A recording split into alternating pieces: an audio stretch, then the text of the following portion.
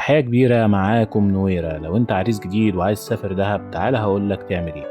علشان تقضي اجازة رايقة فلازم المكان اللي هتنزل فيه يكون بيوفر لك كل وسائل الراحة، لان انت طبيعي طالع تستمتع.